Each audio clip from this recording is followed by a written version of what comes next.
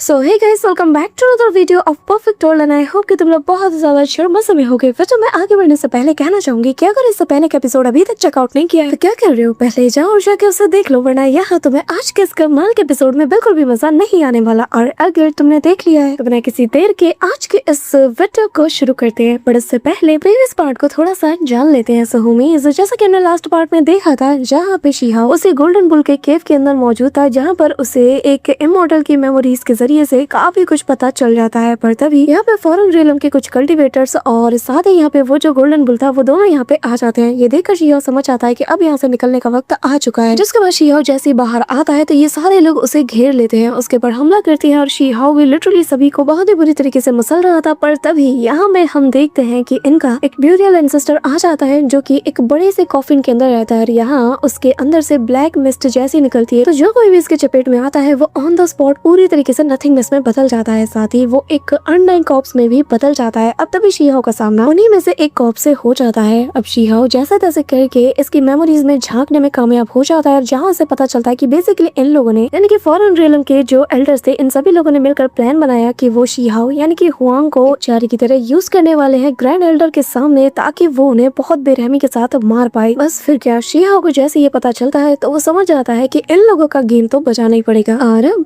आगे तो हमें इस हमारे पार्ट की स्टार्टिंग में हमें यहाँ पे शीहाओ को दिखाया जाता है। इस दौरान हम देखते हैं कि उसके हाथ में जो चोट लगी थी उस बंदे को निपटाने के दौरान तो शीहाओ इसे भी ठीक कर लेता है। लेकिन शीहाओ जब इसे ठीक करता है ना तो वो समझ आता है कि ये जो भी चीज थी ना ये बहुत ही ज्यादा खतरनाक है। अब शीहाओ सामने इस कॉफिन को ही देखे जा रहा था और शीहाओ हैरान था कि न जाने इसके अंदर कौन सा बीइंग या फिर कौन सी एंटिटी होगी जिसकी इतनी ज्यादा खतरनाक पावर है। और शीहाओ ये भी समझ चुका था कि अगर इस वक्त शीहाओ के पास उसका ये जो इमॉर्टल स्क्रिप्चर है उसकी ताकत अगर वो होल्ड नहीं करता, अगर वो उसकी ताकत को पोजेस नहीं करता तो न जाने इस वक्त इसका हाल क्या होता। शायद वो भी यहाँ पे नथिंगनेस में बदल चुका होता, उसकी बॉडी का कोई अवशेष ही शायद ही किसी को मिलता। यहाँ पे शीहाओ नोटिस कर लेता है कि इस वक्त उस बंदे की नजर इस पे नहीं है, मतलब कि अच्छा मौका है यहाँ से 9 तो 11 होने का। अब शीहाओ ये सारी बात सोच ही रहा था, तभी यहाँ पे हम एक दूसरे बंदे को देखते हैं जो कि यहाँ अपने आसपास एक बैरियर को बना चुका था और उसे भी डर था कि कहीं वो अगर इस मिस्ट के चपेट में आया तो शायद वो भी मारा जा सकता है। इस दौरान यहाँ पे लीडर दाओ को भी कहीं ना कहीं अपनी सेफ्टी की फिक्र थी, तभी उसकी नजर भी उस कॉफिन पे जाती है जिसके अंदर से वो देख पा रहा था कि ये जो इनका एंसेस्टर है, ब्यूरियल एंसेस्टर, वो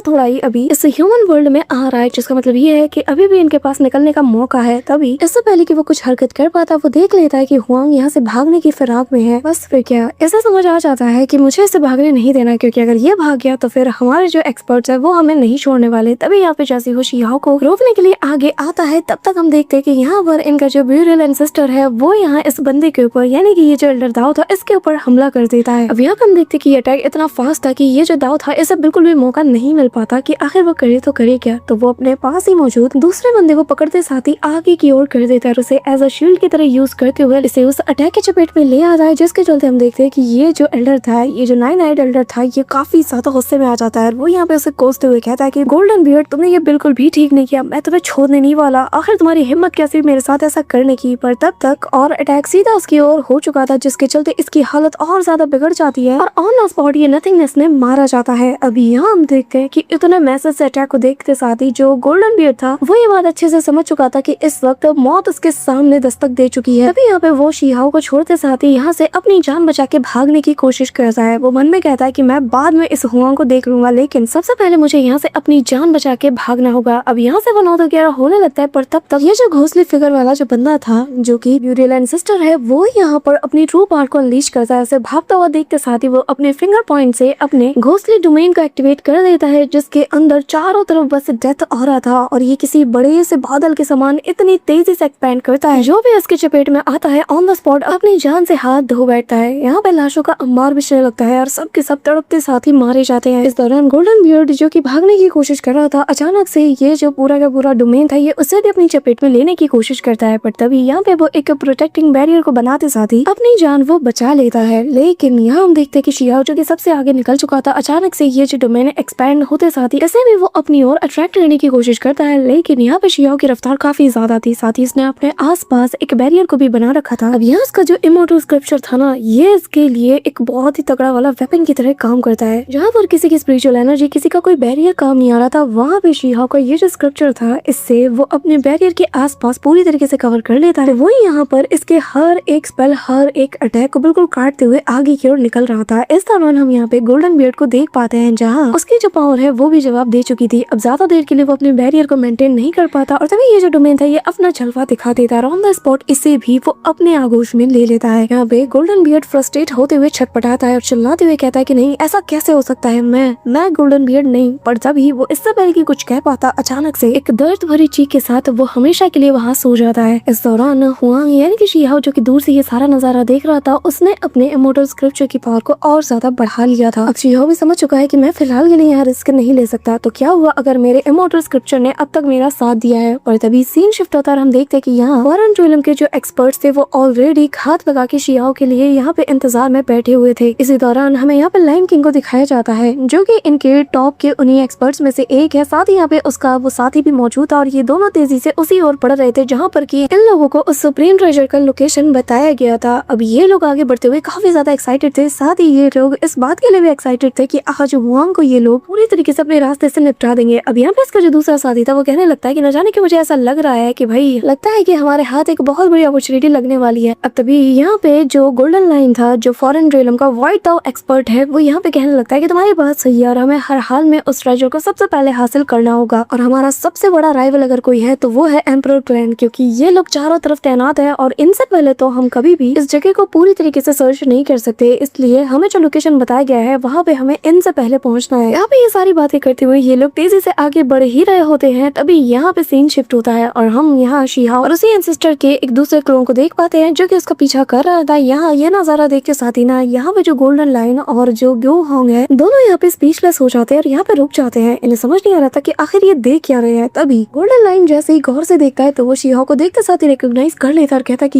ये तो वही हुआंग है ना, और उसके पीछे वो क्या चीज है जो कि इसे चेस कर रही है। तभी यहाँ पे गो होंग बताने लगता है कि इस पे ध्यान मत दो, क्योंकि अभी अभी मैंने फील किया कि ये जो ऑरा थी वो असल में ब्यूरियल मास्टर की डेथ ऑरा है, जिसका मतलब ये है कि जिसका डर था वही हुआ। तुम जानते हो ना कि जिसे वो एक बार टारगेट कर ले, जिसे वो एक बार अपने निशाने पे ले लेना, तो कोई भी उसके फिर रडार से बच नहीं सकता। और मुझे लगता है कि इस वक्त उसके रडार में और कोई नहीं बल्कि हमारा सबसे बड़ा दुश्मन हुआंग है। और एक बार अगर इस डेथ ऑरा ने इसे अपने चपेटे में ले लिया ना, तो फिर इसका बचना यहाँ से लगभग नामुमकिन है। अब ये सुनना था कि जो गोल्डन लाइन है ये बिल्कुल सटक जाता है। वो कहता है कि तुम पागल हो गए हो, तुम्हें समझ नहीं आ रहा कि मामला कितना सीरियस है। अगर वाकई में जो तुम कह रहे हो वो सच है तो फिर तो हमें हर हाल में उसे बचाना ही होगा, क्योंकि 5 सुप्रीम एल्डर्स ने ऑलरेडी हमें ऑर्डर दिया है कि हमें हर हाल में हुआंग को जिंदा पकड़ना है। तुम जानते हो ना कि उसके जिंदा रहने की कीमत कितनी ज्यादा है। अब तो हमें अपनी पूरी जी जान लगानी पड़ेगी। पर तभी यहाँ पे गु होंग बताने लगता है कि तुम मेरी बात सुन भी रहे हो कि मैं क्या बोल रहा हूँ। तभी उसके हाथ में एक डिवाइस था और वो उसकी ओर देखते साथ ही सामने की ओर देखने लगता है और कहता है कि इस वक्त हमें हुआंग के बारे में नहीं सोचना चाहिए, क्योंकि हमें ऑर्डर दिया गया था, लेकिन हमारी फर्स्ट प्रायोरिटी उस सुप्रीम ट्रेजर को ढूंढना है जिसके लिए हम सभी लोग यहाँ पर आए हैं। तुम भूल रहे हो कि हमें हुआंग को पकड़ने का मिशन बाद में दिया गया था, उससे पहले हमें उस ट्रेजर को ढूंढने का मिशन दिया गया है। तो फिर हमें इस चीज के बारे में फिक्र नहीं करनी चाहिए और बाई चांस अगर हुआंग को कुछ हो भी जाता है तो हमारे पास एक एक्सक्यूज होगा कि जिसके जरिए से हम किसी भी पनिशमेंट से बच सकते हैं। यहाँ पे हम देखते हैं कि गु होंग तो बिल्कुल ही उसे उसके किस्मत के भरोसे छोड़ देता है, लेकिन यहाँ पे हम देखते हैं कि जो गोल्डन लाइन है वो अच्छा से जानता है कि हुआंग कितना ज्यादा इंपॉर्टेंट है। तभी उसे अपने एल्डर की कही बात याद आती है, जिसे याद करते साथ ही वो कहने लगता है कि हुआंग लड़के कान खोल के सुन ले, तू यहाँ पे नहीं मर सकता, जितना तेज भाग सकता है भाग ले, और अगर तू इसके हाथों मरा ना तो फिर मैं तेरे लोगों को ना बहुत बुरी तरीके से मारूंगा। अब यहाँ पे ये सुनते साथ ही शी हाओ जो कि काफी तेजी से यहाँ एस्केप कर रहा था वो कहने लगता है कि जरा देखो तो मुझे कौन कह रहा है। तभी यहाँ पे शी हाओ रुक जाता है और जैसे ही वो रुकता है तो यहाँ पे वो जो ब्यूरियल एंसेस्टर का दूसरा अवतार था वो आ चुका था और वो आते साथ ही अपनी डेथ ऑरा के जरिए से शी हाओ के आसपास एक बहुत ही पावरफुल बैरियर को बना देता है और चारों ओर से इसे कवर कर लेता है। ये दिखने में किसी टोर्नेडो जैसा लग रहा था जिसके अंदर शी हाओ फंसा था। वो इमीडिएटली अपनी दालो इमॉर्टल स्वॉर्ड को निकाल लेता है। तभी यहाँ हम देखते हैं कि ये जो बंदा था ना, यानी कि ये जो ब्यूरियल एंसेस्टर था, ये कुछ एंशिएंट लैंग्वेज में बोलता है जो कि शी हाओ के पल्ले नहीं पड़ता। और शी हाओ उसे इग्नोर करते हुए अपनी स्वॉर्ड से एक कमाल का स्वॉर्ड स्ट्राइक करता है जो कि 360 डिग्री चारों ओर फैलता है। इसका इम्पैक्ट इतना पावरफुल था कि आसपास की चीजें वो तो इसके चपेट में आने से ही कांप उठती है, लेकिन ये जो फॉगी मिस्ट था ना इसके ऊपर जरा भी इम्पैक्ट नहीं करता। और तो और ये अटैक सीधा इसकी बॉडी के आर पार भी हो जाता है, जिसके चलते शी हाओ सोच में पड़ जाता है कि आखिर वो करे तो करे क्या। जैसे ही वो दूसरा स्ट्राइक करने वाला था तभी यहाँ पे हम देखते हैं कि ये जो घोंसले फिगर था ब्यूरियल एंसेस्टर का, वो इमीडिएटली अपने वेपन को शी हाओ की तरफ बढ़ा देता है। शी हाओ उसे देखते साथ ही शॉक्ड हो जाता है और अपनी दालो इमॉर्टल स्वॉर्ड को आगे कर देता है, लेकिन उसका वेपन उसके बिल्कुल नेक के पास आके ना रुक जाता है, जो देखकर शी हाओ भी शॉक्ड हो जाता है। और अचानक से ये फिगर शी हाओ की आंखों में देखने लगता है, उसे कुछ फील होता है और तभी एक शॉकिंग सी चीज होती है जहाँ ये जो बंदा था ना ये अपनी स्वॉर्ड को पीछे कर लेता है। इमीडिएटली शी हाओ से 2 कदम दूर जाते साथ ही उसके सामने पूरी तरीके से नतमस्तक हो जाता है। ऐसा लग रहा था कि जैसे वो शीहाओ की पूजा कर रहा है और 3-4 बार उसके सामने अपने सिर को झुकाता है। लिटरली वो ऐसे मत्था टेक रहा था। ये देखकर ये जो गोल्डन लाइन था ना, ये बिल्कुल स्पीचलेस हो जाता है। साथ ही गु होंग भी। और गोल्डन लाइन बहुत ही फनी वे में कहता है कि मुझे कोई बताए, क्या मैं जो देख रहा हूँ वो सच है? क्या वाकई में मेरे सामने जो ब्यूरियल मास्टर है वो इस वक्त इस लड़के को बो डाउन कर रहे हैं? कोई मुझे बताए कि कहीं मैं सपना तो नहीं देख रहा। तभी यहाँ पे गु होंग वो सोच में पड़ जाता है और तभी वो हुआंग और उसकी स्वॉर्ड दोनों को बहुत गौर से देखने लगता है। अब यहाँ इससे पहले कि कुछ समझ पाता तभी यहाँ पे शी हाओ वो कुछ सोचता है और यहाँ नाटक करना शुरू कर देता है और कहता है कि हाँ तो तुमने मुझे रिकॉग्नाइज कर ही लिया। हाँ ठीक है, फिर अब जबकि तुम मान ही चुके हो कि मैं तुम्हारा मास्टर हूँ तो क्यों ना तुम यहाँ से चुपचाप वापस चले जाओ। अब अचानक से देखते कि ये जो बंदा था ये अपने सेंसेस में वापस आने लगता है। बहुत ही क्रीपी वे में अपनी गर्दन अपने हाथ पैर को मोड़ते हुए अचानक से वो शी हाओ की तरफ किलिंग इंटेंट के साथ देखता है और फिर घुमा के एक जोरदार पंच सीधा इसकी ओर बढ़ा देता है। ये देखकर शी हाओ कंप्लीटली स्पीचलेस हो जाता है और वो कहता है कि क्या इतनी जल्दी कौन अपना रंग बदलता है? अभी तो तुम मेरे सामने माथा टेक रहे थे और अब क्या हुआ? यहाँ हम देखते कि वो बंदा वापस से फ्रीज हो जाता है और तभी शी हाओ को मौका मिल जाता है और वो अपनी स्वॉर्ड को निकालते साथ ही इसकी तरफ बढ़ता है और तभी शी हाओ की जो दालू इमोर्टल स्वॉर्ड थी ना, इसके अंदर से एक बहुत ही अलग टाइप की ऑरा निकलती है। जहाँ पर हमें ऊपर की साइड थंडर एम्पर को दिखाया जाता है तो नीचे की साइड वही ब्यूरियल एंसेस्टर का रीजन और कहीं ना कहीं जो थंडर एम्पर है वो इस ब्यूरियल एंसेस्टर के ऊपर काफी ज्यादा डोमिनेट करते हुए नजर आते हैं और यही से सारा खेल पलट चुका था। यहाँ पे अचानक से शी हाओ की जो ये दालू इमोर्टल स्वॉर्ड थी ना, ये बहुत ही टेरिफाइंग तरीके से ग्लो भी करता है और इसकी अलग ही कहानी यहाँ से शुरू होती है। और तभी हमें फ्यूचर विजन दिखाया जाता है जहाँ चारों तरफ बस यहाँ ब्लडी मिस्ट मौजूद था और कोई भी एक बंदा नहीं था और घनघोर अंधेरा था। और तभी फ्यूचर विजन में हमें दिखाया जाता है कि यहाँ पर यही कॉफिन मौजूद था, यानी कि ब्यूरियल एंसेस्टर का वो कॉफिन जिससे पूरी दुनिया इस वक्त डरी हुई है। इवन तक की जो फॉरेन रेलम है वो तक इसे खौफ खाता है, लेकिन इसके ऊपर बैठा कौन था? अपना शी हाओ। यहाँ वो बहुत ही ठाट के साथ इसके ऊपर बैठा था और इस वक्त शी हाओ थंडर एम्परर के गेटअप में था। अब तभी प्रेजेंट टाइम में यहाँ पे हम इस ब्यूरियल एंसेस्टर को देखते हैं जो कि इस नजारे को देखते साथ ही पूरी तरीके से शी हाओ के सामने खुद का सरेंडर कर देता है और वो स्पीचलेस हो जाता है। और मैंने जैसे कहा था कि वो अपने एंशिएंट लैंग्वेज में यहाँ पे कुछ बड़बड़ाना शुरू कर देता है।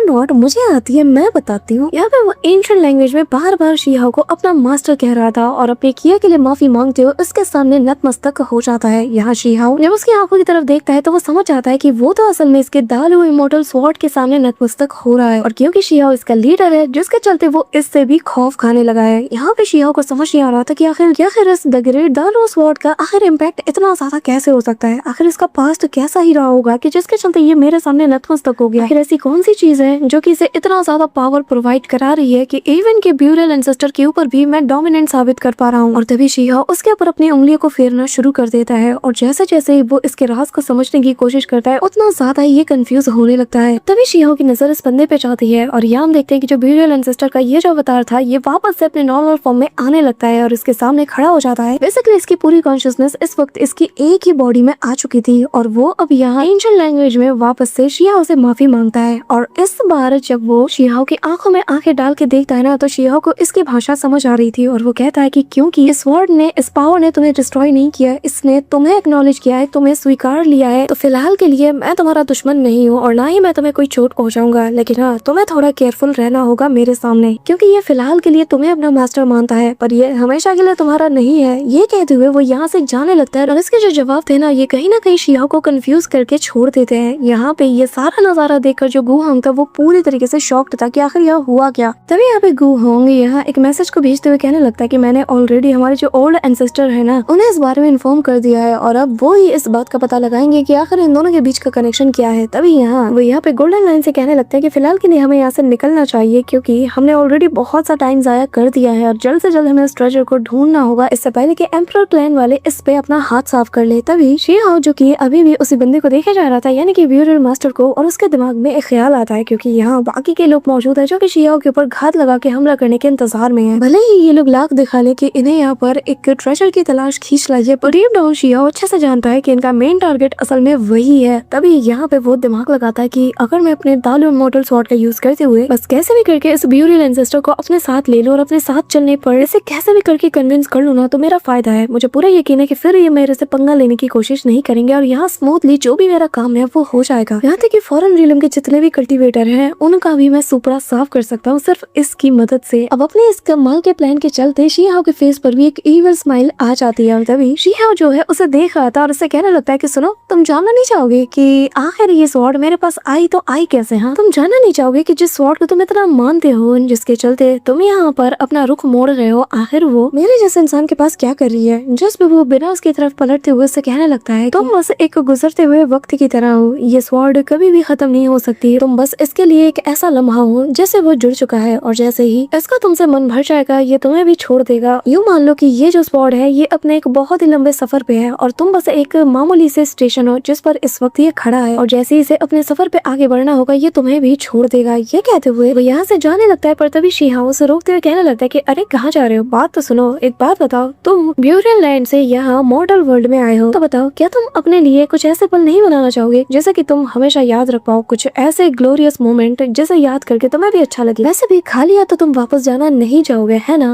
अब तभी यहाँ पे ये सुनकर वो रुक जाता है। तभी शीहा अपने स्वॉर्ड को उसकी तरफ पॉइंट करते हुए कहता है तुम इस स्वॉर्ड को काफी ज्यादा मानते हो और इस वक्त इसका ओनर मैं हूँ और यहाँ ये जो फॉरेन रियल्म के कल्टीवेटर हैं ये मुझे हंट करने के लिए यहाँ वहाँ भटक रहे हैं और ये स्वॉर्ड मेरे हाथ में होते हुए भी ये लोग मुझे हंट करने की कोशिश कर रहे, तो तुम्हें नहीं लगता है कि ये इस स्वॉर्ड की बेइज्जती है? ये सुनते साथ ही यहाँ पर इस बंदे को गुस्सा भी आता है और वो कहने लगता है कि क्या, पर क्यों? जिस पे वो कहने लगता है कि क्या तुम्हें कुछ भी नहीं पता कि आखिर यहाँ चल क्या रहा है? अच्छा मैं समझा, तुम काफी अरसे से इस दुनिया से गायब रहे हो ना, तो तुम्हें पता ही नहीं है कि वक्त बदल चुका है, पूरी तरीके से हालात बदल चुके हैं। अब मैं तुम्हें आसान लफ्जों में बताऊं तो यहाँ पर कुछ चोर उचक्के आ चुके हैं जो कि बस यहाँ पर चोरी चकारी करते फिरते हैं, लोगों को बेरहमी के साथ मारते हुए इनके ट्रेजर्स को लूट लेते हैं, यहाँ तक कि वो तो इनकी हड्डियां तक नहीं छोड़ते। अब ये सुनकर वो बंदा कहता है कि पर ये सब तुम मुझे क्यों बता रहे हो, इन सब का मुझसे क्या लेना देना? जो सुनकर शीहा इसके पास आ जाता है और कान में फुसफुसाते हुए कहने लगता है कि क्या तुम्हें सच में नहीं पता? तुम्हारा तो लेना देना है, तुम तो मेन इम्पोर्टेंट चीज हो, तुम्हें नहीं पता जो लोग ये सारी तबाही मचा रहे हैं ये असल में दो ग्रुप्स हैं। पहले ग्रुप का नाम है अन, फिर तभी वो आसपास देखता है और बहुत धीमी आवाज में कहने लगता है कि वो जो पहला ग्रुप है उसका नाम है अनलैन और मैं ये बात ज्यादा तेजी से नहीं बोल सकता। ये कहते हुए वापस ये नाटक करने लगता है और आसपास देखता है, कहता है कि और सुनो जो दूसरा ग्रुप है ना उसका नाम है यूथोंग। यहाँ पे शीहा जब बार बार ऊपर की ओर देखता है तो ये बंदा भी इसके साथ आसपास देखता है कि आखिर ये देख किस रहा है। अब शीहा कहता है अरे वहाँ क्या देख रहे हो, मेरी बात सुनो, मोस्ट इम्पोर्टेंट चीज तुम्हें पता है कि ये लोग किसके पीछे पड़े हुए हैं? इन्हें क्या पसंद है? इन्हें ब्यूरियल मास्टर को कलेक्ट करना बहुत पसंद है और स्पेशली जिस ब्यूरियल मास्टर का सरनेम यू होना उसके लिए तो इन लोगों ने चारों ओर अपने पैर पसार रखे हैं और इनके टॉप लिस्ट में इसका नाम आता है। ये कहते हुए वो थोड़ा दूर जाने लगता है, कहता है कि मैं तुम्हें ज्यादा नहीं बताऊंगा, बस ये लोग उसे ना किसी ट्रॉफी की तरह अपने घर में टांग के रखते हैं, ऐसे यूज करते हैं जैसे कोई मामूली चीज हो। लेकिन तुम्हें अगर इस सब पे नहीं पढ़ना तो तुम जा सकते हो, बस मुझे जो बताना था मैंने तुम्हें बता दिया। अब यहाँ पे हम देखते हैं कि जो ब्यूरियल मास्टर होता है वो अपनी आईज को एक्टिवेट करता है और कहीं ना कहीं वो शीहा के बातों में आ चुका था और शीहा को वो बहुत गौर से देखे जा रहा था और तभी शीहा कहता है कि खैर तुम जाओ, तुम क्यों रुके हो? वैसे भी अगर मैं मारा चाहता हूँ और ये स्वॉर्ड इनके हाथ लग जाती है ना तो तुम तो समझ ही गए होगे कि आखिर ये क्या करने की कोशिश करेंगे। जिस पे वो कहता है कि हाँ ये उस कॉफिन को खोलने की कोशिश करेंगे स्वॉर्ड के जरिए से, जिस पे शीहा कहता है हाँ बिल्कुल सही जा रहे हैं और जिसके बाद पूरा का पूरा वो ब्यूरियल रीजन भी इनके कब्जे में आ जाएगा। ये लोग तो बस इसी मौके के फिराक में है कि बस कैसे न कैसे करके उस जगह को ये लोग हथिया ले और वहाँ पर जाकर अपनी दादागिरी दिखाए और जहाँ मर्जी चाहे खोद करिए किसी भी ब्यूरियल मास्टर को उसके अंदर से निकाल सकते हो। और अगर इनके हाथ में गलती से भी कोई दूसरा कॉफिन लग जाता है तो ये इसे अपने सोने के लिए यूज करेंगे, बिस्तर की तरह इसमें पड़े रहेंगे। फिर मैं क्या बोलूं, मैं देख नहीं सकता ये सब, मैं क्या बोलूं, मुझे कितना बुरा लगता है। काश मैं ताकतवर होता, मैं इन सभी को स्लॉटर करके रख देता, पर मैं क्या करूं, मैं कुछ भी नहीं कर सकता और बस मैं इस स्वॉर्ड को बचा के यहाँ से दूर ले जा रहा हूँ इनसे। लेकिन हाँ अगर मेरे पास ताकत होती ना तो मैं कब का इन सभी को मौत के घाट उतार चुका हूँ। तो शुक्र है कि मैं अब तक इस स्वॉर्ड को बचा पाया हूँ और जब तक मेरे पास ये स्वॉर्ड है ना तो मुझे उम्मीद है कि वो लोग थोड़ी देर के लिए उस जगह को कब्जा नहीं कर पाएंगे और बकरे की माँ कब तक खैर बनाएगी। हाँ एक ना एक दिन तो ये इसके हाथ लगी जाएगा और तब मैं क्या करूंगा और तब तुम्हारा क्या होगा? जरा सोच के देखो। अरे रे तुम्हारे साथ तो बहुत बुरा होगा, है ना? कहीं ऐसा तो नहीं कि तुम्हें मेरी बातें झूठ लग रही है? तभी यहाँ पे हम देखते हैं कि वो बंदा कहने लगता है कि नहीं, मेरी आंखें हर एक चीज से सच्चाई का पता लगा सकती है, वो जितना मर्जी कोशिश कर ले लेकिन उनके फ्लैश से भी मैं उनकी सच्चाई को बाहर देख सकता हूँ। और ऐसा तुमने जो कहा है ना मुझे इसमें आधा सच और आधा झूठ नजर आ रहा है। ये सुनकर शीहा की ऑस्कर लेवल की एक्टिंग शुरू हो जाती है। वो कहता है कि अरे रे मैं क्या बोलूं, मेरी प्यारी तलवार मुझे माफ कर देना, मैंने अपनी पूरी कोशिश की पर यहाँ तो किसी को मेरी बात पे यकीन ही नहीं और मैं बहुत ज्यादा कमजोर हूँ, ये मुझसे तुम्हें जरूर छीन लेंगे। अब ये सुनना ही था कि तभी वो कहता है कि बताओ वो लोग कहाँ पे है, मुझे लीड करो। ये सुनकर शीहा छाती चौड़ी करते हुए कहता है कि हाँ ये हुई ना बात, चलो फिर मैं तुम्हें बताता हूँ कि आखिर वो लोग कहाँ पे। शाबाश, चलो मुझे फॉलो करो। ये कहते हुए शीहा यहाँ से टेलीपोर्ट हो जाता है। इसी के साथ इनका ये अल्टीमेट सफर शुरू हो चुका था जहाँ शीहा पहुंच जाता है junction of the divine medicine mountain range जो कि उसी एशियन ब्यूरियल रीजन के पास ही मौजूद है और यहाँ चारों तरफ मिस्टी एरिया था और यहाँ पर फॉरेन रियल्म के काफी सारे कल्टीवेटर कल्टीवेटर्स मौजूद थे। शिहाओ आते साथ ही स्लॉटर करना शुरू कर देता है। लिटरली यहाँ पे अपनी दाल और मोटर स्वॉर्ड का वो हर एक स्किल को यहाँ इनके सीने में उतार देना चाहता था। आते साथ ही वो काफी सारे लोगों को निपटा चुका था और शिहाओ जानता है कि ये लोग अपने पावर्स को इस वक्त होल्ड कर रहे हैं ताकि ये लोग अपने पावर को बचा पाए, और जब ग्रैंड एल्डर यहाँ पे फंस जाएंगे तो सब मिलकर उनके ऊपर हमला करेंगे। बेसिकली यहाँ इस जगह को ग्रैंड एल्डर के लिए पूरी तरीके से सेट कर लिया था। इसी के चलते कोई भी यहाँ पे हुआंग से फाइट करने नहीं आता, और जैसे शिहाओ ज्यादा से ज्यादा लोगों को निपटा रहा था ना, तभी यहाँ पर उसके ऊपर एक हमला हो जाता है, जिसके चलते शिहाओ को पीछे हटना पड़ता है। हम देखते हैं कि एक ओल्ड मैन आगे आते हुए कहता है कि हुआंग, तुमने अपनी बहुत मनमानी कर ली, अब तुम यहाँ से आगे नहीं बढ़ सकते, आज यहाँ पे तुम्हारा अंत होगा। ये कहते हुए वो शिहाओ के लिए एक अटैक को प्रिपेयर करते हुए सीधा उसकी ओर बढ़ा देता है। जो सुनकर यहाँ शिहाओ स्माइल करता है और कहता है कि आज मेरा नहीं बल्कि तुम्हारा यहाँ पे अंत होगा। अब तभी यहाँ पे इंटेंस अमाउंट में ब्यूरल ऑरा आ जाता है। आते साथ ही यहाँ बड़े बड़े टेंटिकल के समान इसके हाथ या इस ओल्ड मैन को लपेटने लगते हैं, जो देखकर वो कहता है कि ऐसा कैसे हो सकता है, ये तो ब्यूरल ऑरा है। यहाँ पे वो लिटरली काफी लोगों को निपटा चुका था। तभी शिहाओ उसके सामने आकर कहता है कि बिल्कुल सही जा रहे हो, पर फिलहाल के लिए मुझे इंपीरियल फैसले के मैसेज को भेजना है। और क्या तुम्हारे पास कोई रास्ता है कि मैं जल्द से जल्द इस काम को कर पाऊँ? जस्ट में वो अपनी पावर को रिलीज करता है। हम देखते हैं कि यहाँ पर शिहाओ इमीडिएटली अपने मैसेज को भेज देता है और बताने लगता है कि फॉरेन रियलम के कल्टीवेटर ने यहाँ ये जो डिवाइन माउंटेन रेंज है इसके आसपास अपने हजारों की तादाद में लोगों को छिपा के रखा है, और ये लोग हाथ लगा के बैठे हैं और मुझे एक चारे के तौर पर यूज करके ये लोग ग्रैंड एल्डर को यहाँ पे लाना चाहते हैं। मेरी फिक्र मत करना, क्योंकि मैंने इस वक्त ब्यूरल मास्टर के साथ अपने हाथ मिला लिए हैं और फिलहाल के लिए मैं पूरी तरीके से सेफ हूँ और इन सभी को निपटा रहा हूँ। मुझे इस वक्त कोई भी रेस्क्यू, कोई भी रीइंफोर्समेंट की जरूरत नहीं है। तुम्हारा दोस्त हुआंग। अब ब्यूरल मास्टर इस दौरान जब उसका मैसेज रिकॉर्ड कर रहा था, इस दौरान वो ऑलरेडी अपनी काफी सारे स्केलेटन्स की पूरी फौज को यहाँ बुला लेता है, जो कि जमीन पर निकलते साथ ही इन सभी के ऊपर चार्ज कर देते हैं। और शिहाओ भी हैरान था और मन में सोचता है कि आखिर ये किस रेस से बिलोंग करता होगा। तभी वो अपने पास से हेवनली डाइटी ट्री को बाहर निकालता है, और ऐसा कहा जाता है कि इसके जैसे 4 ट्रीज को अगर एक साथ मर्ज किया जाए तो इससे एक हेवनली इमॉर्टल ट्री बनता है। तभी यहाँ पर वो उसका शुक्रिया अदा करते हुए कहता है कि मेरी मदद के लिए शुक्रिया, लेकिन तुम्हारी मदद से मैंने एक ट्री को तो पा लिया, पर तुमने बताया था कि यहाँ ब्यूरल रीजन में इसके अलावा एक और हेवनली डाइटी ट्री मौजूद है, पर क्या ये सच है? अगर हाँ तो वो कहाँ पे है? जिसमें वो यहाँ सभी को सुपरा साफ करते हुए कहता है कि डिवाइन माउंटेन रेंज के उस पार तुम्हें मौजूद मिलेगा, जैसे कि हेवनली वीस्ट फॉरेस्ट कहा जाता है, और ये एंशिएंट ब्यूरल रीजन का ही एक हिस्सा है। लेकिन मैं पहले ही बता दूं कि इस जगह को डेथ ट्रैप कहा जाता है, क्योंकि 10 में से सिर्फ 1 लोग ही इसमें से अधमरी हालत में बाहर निकलते हैं। इस दौरान वो इसे यहाँ पर वो नक्शा भी दिखाता है, लेकिन जैसे ही वो इस नक्शा को देखता है ना, शिहाओ को याद आ जाता है कि ये वही नक्शा है जिसके बारे में इस दिन ये लोग बात कर रहे थे और उसने देखा भी था। यहाँ पे इस फोर्बिडन लैंड को देखते साथ ही शिहाओ समझ आता है कि अरे यही तो मेरी डेस्टिनेशन है। जिस पे ये जो ब्यूरल मास्टर था वो कहता है कि ठीक है, फिर अपनी कुर्सी की पेटी टाइट कर लो। जिसके बाद वो इस कैरेज समय शिहाओ को एग्जैक्टली वहीं पर पहुंचा देता है, और जाते हुए शिहाओ को आसपास काफी सारा डेथ ऑरा भी फील होता है। और अगले ही पल एक स्पेस क्रैक के अंदर से होते हुए शिहाओ एग्जैक्टली उसी पेड़ के पास पहुंच जाता है जहाँ से जाना था, और ब्यूरल लैंड में लैंड करते साथ ही शिहाओ कहता है कि ये जगह तो बहुत अलग है। यहाँ उस कैरेज के ऊपर सवार वो जो ब्यूरल मास्टर था वो कहता है कि इसके आगे तुम्हें ब्यूरल डोमेन मिलेगा, जिसे कि होली लैंड भी कहा जाता है, और हाँ अब तुम्हारा वक्त आ गया है कि तुम जाग जाओ। यहाँ पे ये सुना ही था कि शिहाओ कहता है कि क्या